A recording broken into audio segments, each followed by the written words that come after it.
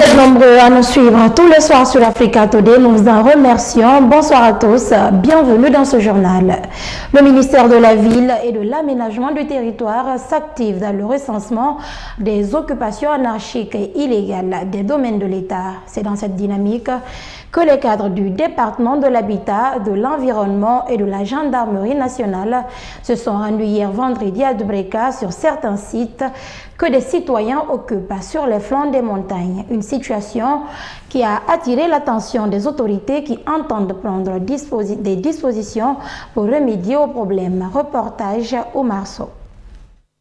Depuis la route nationale 2 jusqu'aux différentes chaînes de montagnes du mont Kakulima situées dans la préfecture de Dubreka, cette zone est considérée par les environnementalistes comme étant une forêt protégée. Mais après différentes visites sur les sites, le constat révèle que l'occupation des flancs de montagne qui font partie des domaines réservés de l'État est inquiétante. Face à cette préoccupation, les représentants de l'État entendent jouer leur rôle pour la sauvegarde de la vie des citoyens qui courent des risques en s'installant à côté de ces montagnes. Donc autant dire que la contribution du ministère de l'Environnement, c'est de prendre toutes les dispositions idoines et de façon urgente à ce qu'une bande de délimitation soit trouvée et que cette bande-là soit matérialisée. 3 sites ont été visités à Dubreka par le ministre Ibrahima Kourouma et sa suite. Selon Sori Kondé, directeur préfectoral de l'habitat et de l'urbanisme de Dubreka, il s'agit du domaine de Simbaya qui couvre plus de 60 hectares, celui de Bensenken dans Horira qui est une forêt classée de plus de 3000 hectares et le site de Bondabon qui repose sur environ 20 hectares. Les occupants de certains sites,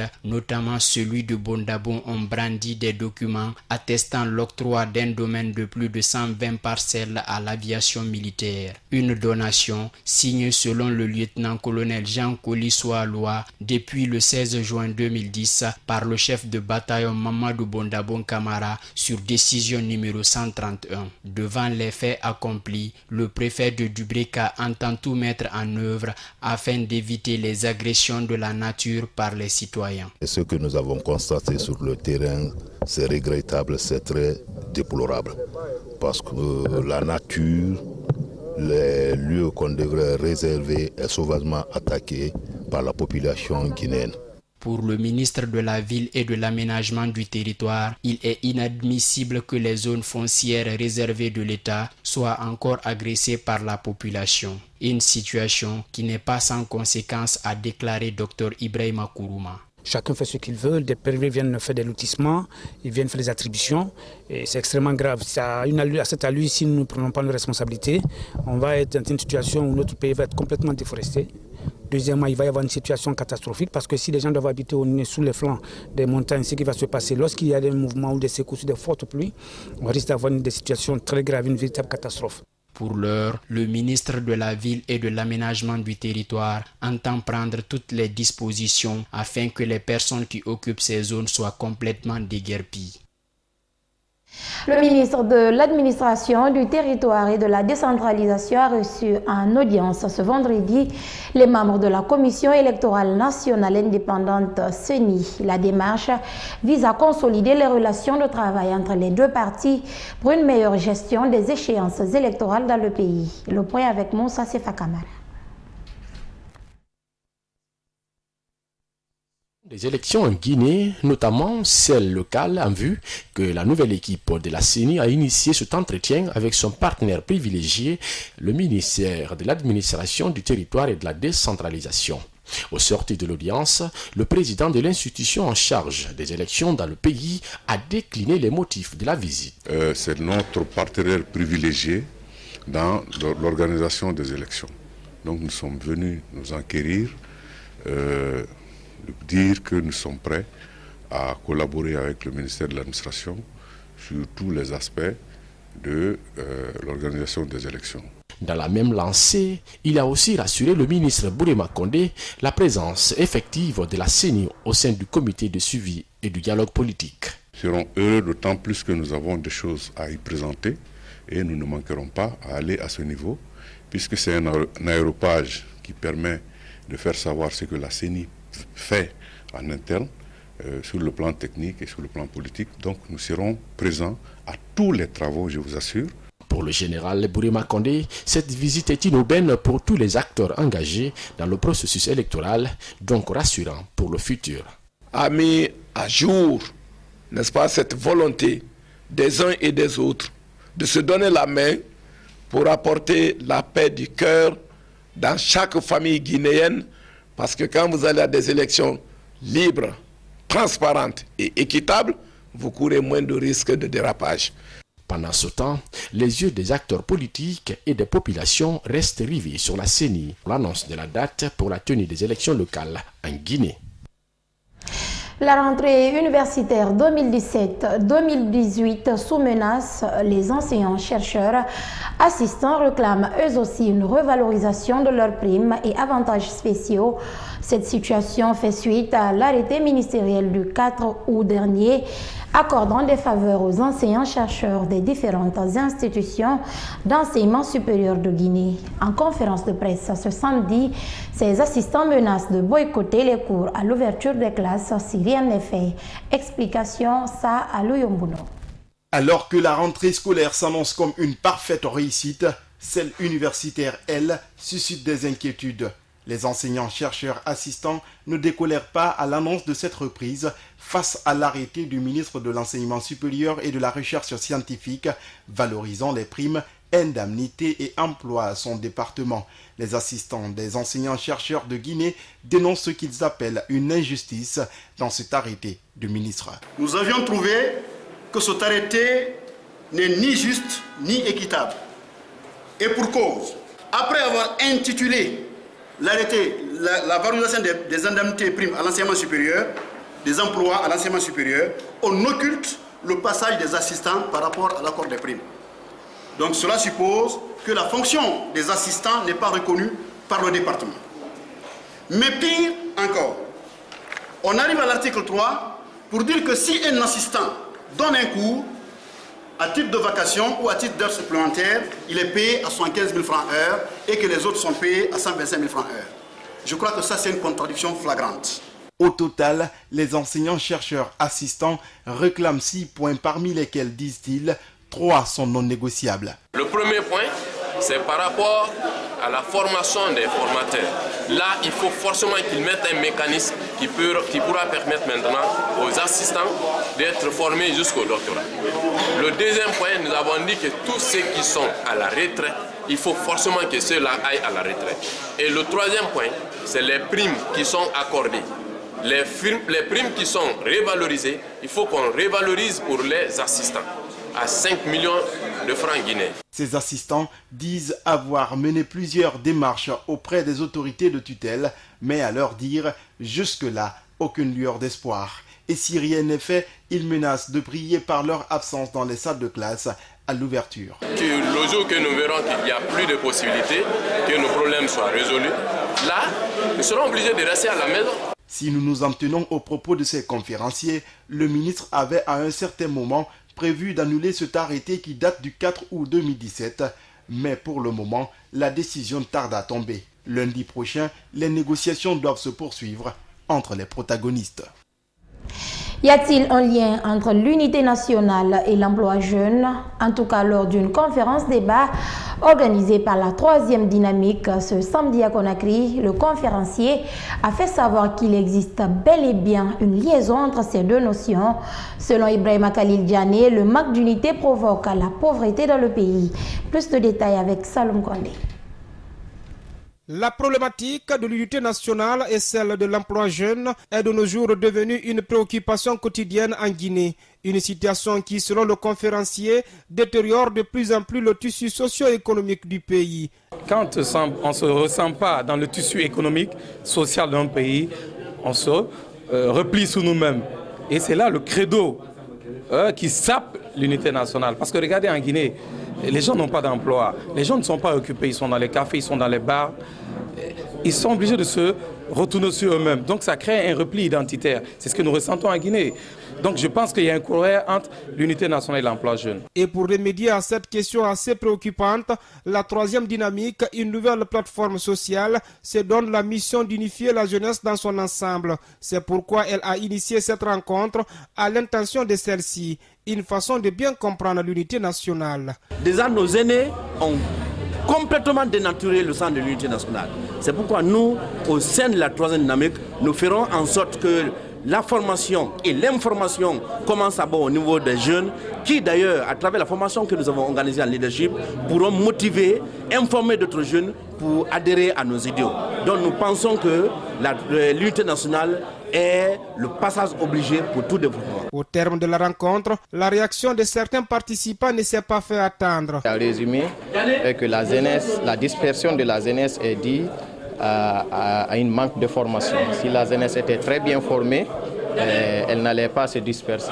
La troisième dynamique est une plateforme sociale récemment créée en Guinée. Elle vise essentiellement l'alternance politique en 2020 avec une nouvelle génération.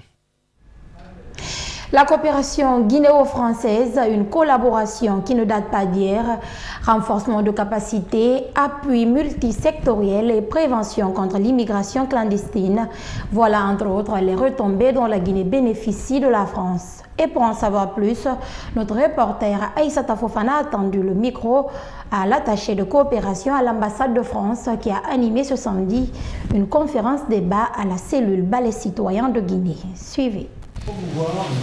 C'est face à une assistance attentive que Guilain Poissonnier, attaché de coopération à l'ambassade de France, a tenu sa conférence débat. Et au menu des discussions figurent les relations bilatérales qu'entretiennent la Guinée et la France. Une coopération qui se traduit, d'après Guilain Poissonnier, par des appuis multisectoriels que l'Hexagone octroie au pays. Ça concerne bien sûr le domaine de la défense, avec un appui à l'armée guinéenne, un appui aussi aux forces de police, mais également par le biais de la coopération, du service de coopération de l'ambassade de France et par le biais de l'Agence française de développement. C'est un soutien à l'ensemble des composantes finalement de l'État guinéen, de tous les ministères, mais également de la société civile, et puis parfois du secteur privé via l'Agence française de développement. Outre cette assistance, la France prévoit également la mise en place prochainement du Fonds fiduciaire européen en Guinée. Un fonds qui permettra de créer de l'emploi en vue de réduire le taux de candidats à l'immigration clandestine. De nombre d'activités vont consister à financer des programmes en vue de créer de l'emploi en Guinée, en vue d'améliorer les infrastructures, en vue d'améliorer les conditions de vie des Guinéens. Donc c'est en faisant tout ce travail de renforcement finalement des efforts des autorités guinéennes pour un meilleur développement du pays qu'on pourra fixer les populations sur place et éviter qu'elles viennent tenter leur chance dans des conditions périlleuses, dangereuses, vers l'Europe. Et pour obtenir ce fonds, l'accent sera mis sur des activités de mobilisation de main-d'œuvre comme la construction des routes et pistes rurales ou encore des activités de formation aux métiers techniques et sur le développement des microfinances. Le réseau national de la société civile pour l'environnement et le développement durable s'active dans l'organisation en Guinée du 10 au 12 octobre prochain de la conférence des jeunes sur le climat entendez COI 13. C'est dans cette perspective que les membres du RENACED ont eu ce samedi un entretien avec les hommes de médias. Une manière pour les initiateurs de parler des bien-fondés de cette rencontre prévue à Conakry. Compte rendu Daouda Mohamed Kamara. La conférence des jeunes sur le climat s'organise chaque année à la veille de la conférence des partis. Le réseau national de la société civile pour l'environnement et le développement durable se veut cette année en Guinée de l'organiser dans sa première édition. Une action qui fait suite au manque de moyens nécessaires pour envoyer plus de jeunes à la COP qui se tiendra cette année à Bonn. Pour le président du projet, il y a lieu de se retrouver dans le pays pour débattre des enjeux climatiques. Au cours de cette conférence, nous allons discuter autour de 11 thèmes. Et l'objectif final est que nous allons produire un manifeste dans lequel il va y avoir des propositions de projets innovants qui sera transmis au gouvernement, mais aussi aux partenaires techniques et financiers pour leur dire s'il faut soutenir des projets allant dans le sens de la protection de l'environnement, voici ces projets innovants et citoyens qu'il faut soutenir. Le thème retenu à l'issue de cette conférence est la jeunesse africaine face aux enjeux des changements climatiques. Une rencontre qui mobilisera des jeunes venus de différentes localités du pays. La démarche vise à attirer l'attention des participants, mais aussi de la population en général, sur les enjeux climatiques. Ces dernières années, nous sommes en train de remarquer les effets par rapport au climat. Chaque année, il y a maintenant des dégâts importants. En Guinée, nous avons vu l'écoulement des ordures. Et ces dernières semaines, nous avons vu ce qui se passe aux États-Unis. Également, ça s'est passé, la même chose s'est passée en Sierra Leone et également en Mauritanie. Donc, il est temps d'interpeller chaque citoyen guinéen sur la nécessité de l'implication personnelle pour la protection de l'environnement, mais aussi sur la lutte contre les changements climatiques. Dès la semaine prochaine, les membres du RENACED vont s'atteler dans les 4 régions naturelles de la Guinée à l'organisation des ateliers régionaux d'échange et de partage sur les changements climatiques, a déclaré Kramo Diaby.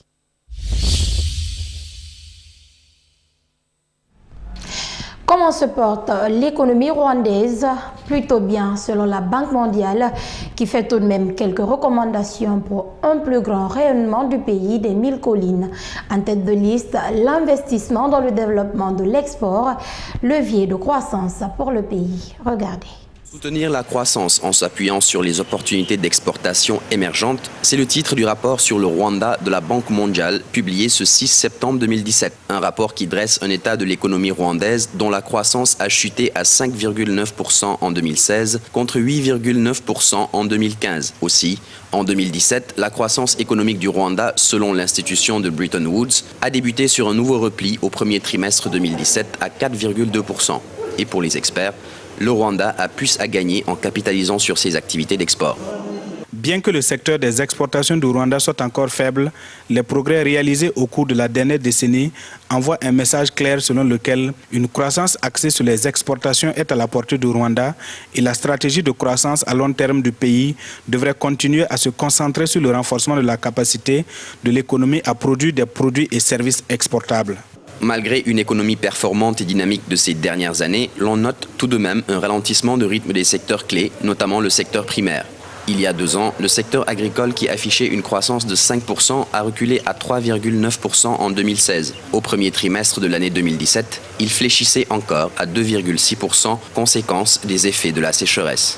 Le Rwanda agit avec les outils dont il dispose et qui lui sont d'un grand avantage. Et l'inscription dans le secteur, par exemple, de l'informatique et des services de nouvelles technologies et de la modernité sont des éléments qui peuvent réellement lui permettre d'aller de l'avant. En rappel, les exportations rwandaises ont quadruplé au cours de la dernière décennie, passant de 400 millions de dollars en 2007 à 1,6 milliard de dollars en 2016. Un bond qui s'explique par une diversification des produits exportés accompagnée par l'essor des services. Les autorités sud-africaines sont optimistes. Le pays est en passe de sortir de la récession et ceci grâce aux performances du secteur agricole avec une hausse de 34% de la production et la hausse de 2,5% du PIB au cours du dernier trimestre. Suivez. L'économie sud-africaine semble s'éloigner de la seconde récession qui la mine depuis une décennie. Selon Pretoria, les résultats économiques du dernier trimestre sont bons. Les premiers signes symbolisant cette reprise concernent la bonne production agricole qui survient après les grandes sécheresses qui ont frappé le pays en 2016. Dans un communiqué publié le 22 août dernier, la Chambre des entreprises agricoles a précisé qu'au terme de l'année 2016, la balance commerciale agricole sud-africaine a affiché un solde positif de 2,3 milliards de dollars. En grande partie, cela est dû à 3 facteurs.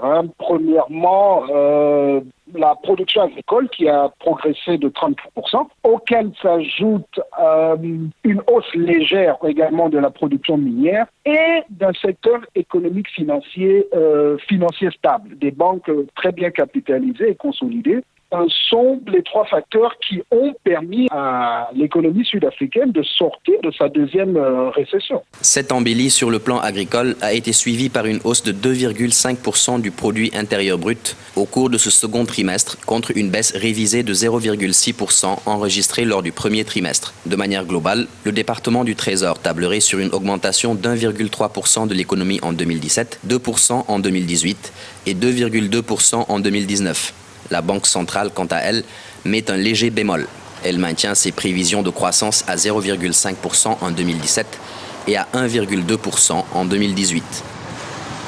Bon, quand on observe les différents chiffres, on observe que la variation ou la différence entre les chiffres donnés par les diverses sources sont relativement faibles en termes de variation. Toutefois, il faudrait croire à la baisse du taux des investissements, du grading de l'Afrique du Sud en ce moment, qui est une baisse un peu spéculative, qui pourrait avoir un facteur risque beaucoup plus élevé que n'est pris en compte le trésor sud-africain.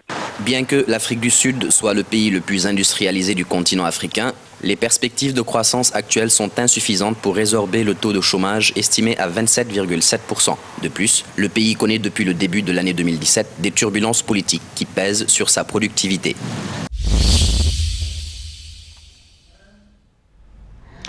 L'ouragan Irma est talonné par José, un ouragan d'importance équivalente.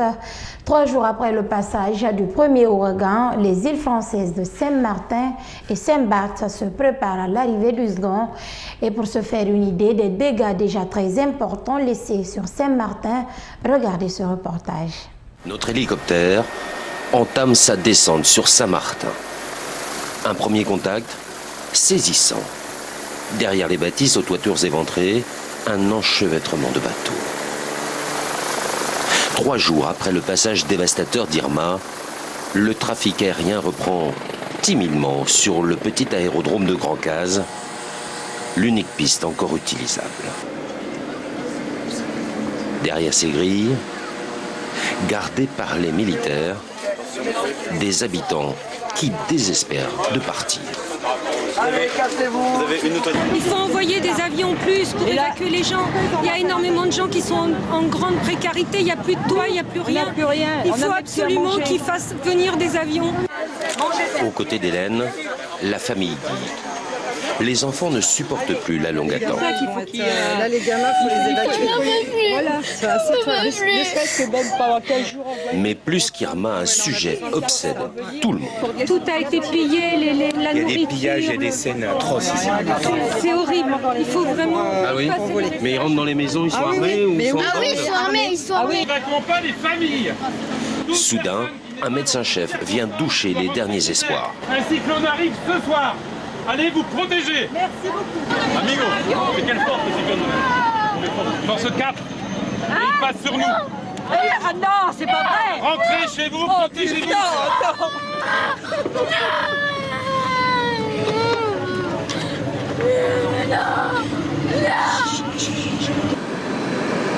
Sur cette île, dévastée par Irma, une catastrophe semble en attirer une autre. Saint-Martin retient son souffle. L'ouragan José, dont les vents pourraient atteindre 200 km/h, est attendu dans les toutes prochaines heures. La crise humanitaire en Birmanie, elle continue de s'aggraver. 300 000 réfugiés ont désormais passé la frontière avec le Bangladesh pour fuir les combats contre l'armée et les rebelles Rohingyas de Lhasa. La plupart d'entre eux sont issus de cette minorité musulmane. Voici le point sur cet exode extrêmement dangereux. À pied ou par bateau, ces Rohingyas continuent de fuir vers le Bangladesh voisin. Le dernier bilan dressé par les Nations Unies fait état d'au moins 1000 morts et 300 000 déplacés. L'armée a tiré sur nous. 2 ou 3 de mes proches sont morts. L'un des bateaux s'est retourné et des gens se sont noyés. Je n'ai pas réussi à retrouver le reste de ma famille. Je n'ai retrouvé qu'un seul de mes fils. Pour rejoindre le Bangladesh, certains choisissent la route. L'armée birmane aurait placé des mines antipersonnelles le long de la frontière, selon ces photos diffusées par Amnesty International. Un homme a été tué et au moins 3 personnes ont été blessées, dont 2 enfants. Pour les Rohingyas, minorité musulmane, apatrides et victimes de discrimination, les responsables de cet exode, ce sont les forces de sécurité birmanes qui ont semé la terreur en tirant sur eux et en brûlant des quartiers entiers. L'armée, elle, continue ses opérations pour, dit-elle, restaurer l'ordre et accuse la minorité d'avoir elle-même mis le feu aux maisons. Les camps de réfugiés improvisés arrivent à saturation. Ils nous tuent en nous tirant dessus. Ici, on meurt de faim et là-bas, il n'y a que de la violence. Vendredi, l'ONU a tiré la sonnette d'alarme et a appelé Aung San Suu Kyi à se mobiliser. La dirigeante birmane et prix Nobel de la paix n'a pas condamné ces violences et a dénoncé la désinformation des médias internationaux. Au Pakistan, en Indonésie ou encore ici en Iran, partout dans le monde musulman, des manifestations ont éclaté pour dénoncer ces exactions. Et c'est la fin de ce journal à tous. Merci de la fidélité. Vous pouvez également nous suivre sur le www.tamtamguinée.com. Bonne soirée.